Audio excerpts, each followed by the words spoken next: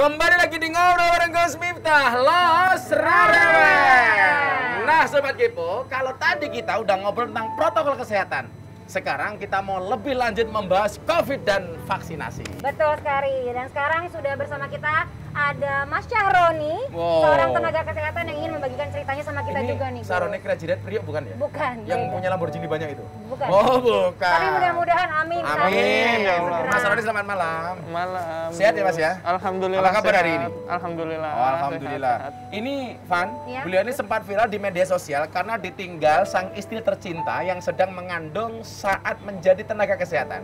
Kerasa sedihnya ya Mas soalnya. Kejadian kapan mohon maaf Mas sebenarnya ini? Tanggal 23 bulan kemarin, 23 Juni. Oh, 23 Juni baru kemarin, Jadi Van. Baru banget. sebulan ya. Iya, memang aku lihat ini beritanya viral sekali gitu. Sampai ada juga pemberitaan yang mengatakan kalau sebenarnya istri Mas itu adalah bidan. Iya, gitu. betul bidan. Nah, terus nanti gimana ceritanya tuh Mas sampai bisa terpapar COVID? Memang ngurusin orang yang lagi hamil terus terpapar atau bagaimana?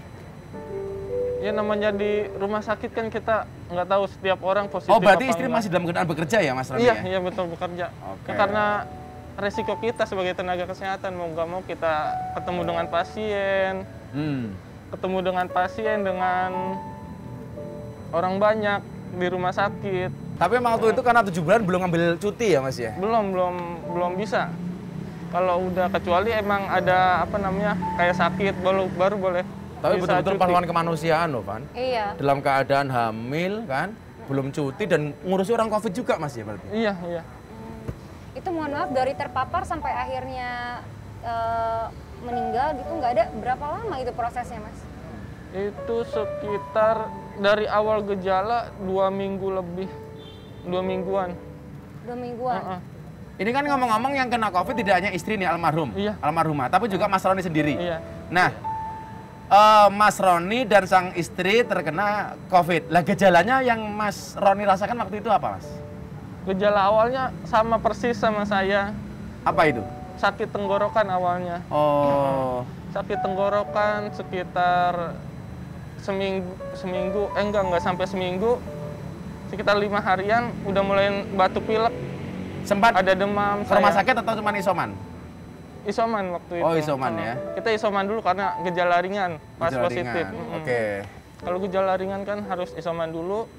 Kalau makin parah saturasi turun, makin sesek baru kita dirawat. Kalau istri saturasi Kalau berapa waktu itu? Kalau istri waktu itu waktu di rumah masih lumayan bagus, masih 95, 96. Kan punya saturasi sendiri di rumah. Terus sempat juga pas malamnya sebelum dibawa ke rumah sakit sempat sekitar 85-an kalau nggak salah saturasinya turun karena batuk. Paginya masih berasa sesek. Awalnya cuma sesek karena hamil kan dia kalau kram itu berasa seseknya. Jadi dibawa ke rumah sakit karena udah sesek. Iya Oke. udah Pasnya. sesek. Nah, detik-detik terakhir istri udah mau nggak ada itu Mas nemenin di samping atau enggak Mas? Iya nemenin. Apa yang disampaikan istri waktu itu? Waktu itu kondisinya udah benar-benar udah turun, nggak bisa ngapa-ngapain. Pas saya udah masuk, istri saya lagi pakai APD segala macam, perawat lagi. Udah nggak ada istri waktu itu? Enggak, masih ada ya? itu, masih ditolong, masih dibantu RJP, diintubasi, masih pakai alat bantu napas. Saya pakai APD-nya belum lengkap semua sih, semuanya udah lengkap, cuma face shield aja saking buru-burunya. Saya lihat perawat pada lari, saya langsung masuk aja ke dalam, langsung ke ruangan istri saya karena lihat ke perawat pada jalannya cepat ke ruangan istri saya. Saya masuk di situ istri saya udah lemah, udah saturasi udah drop sakaratul maut lah ibarat. Masya kata Allah. gitu. Memang sangat berat tentunya kehilangan orang yang sangat dicintai. Nah, pemirsa, kisah dari Mas Roni ini menjadi salah satu bukti bahwa COVID masih ada di sekitar kita. Selanjutnya kita akan membahas lebih jauh lagi seputar COVID dan vaksinasi. Langsung saja kita sambut Dr. Fajri. Assalamualaikum dokter. Waalaikumsalam. Halo, dokter. Terima kasih hadirnya dokter di Ngobrol Bareng Gus Miftah. Monggo dok.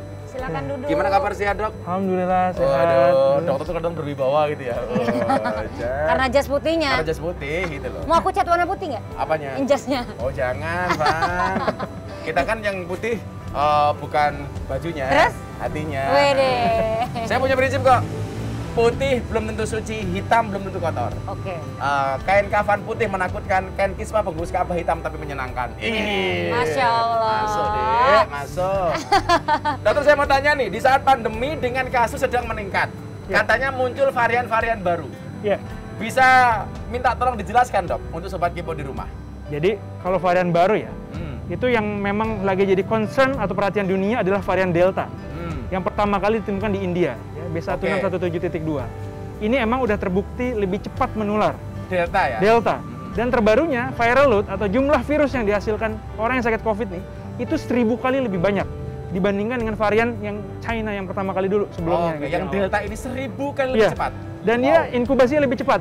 Jadi biasanya kalau orang sakit COVID itu seminggu ya sampai 14 hari itu masa inkubasi. Jadi virus masuk sampai dia bergejala seminggu. Ini tuh lebih cepat, 4-3 hari udah bisa ya, 4-5 hari udah bisa. Dan itu bisa nularin.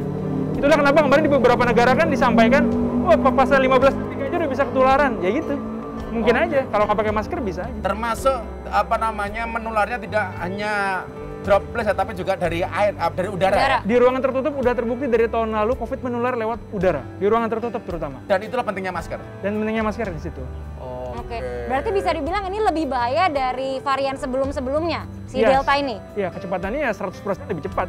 WHO udah bilang gitu daripada varian sebelumnya. Habis ini kita akan masih membahas vaksin. Untuk itu jangan kemana-mana, tetap di Ngobrol bareng Gus Miftah. Ngobrol bareng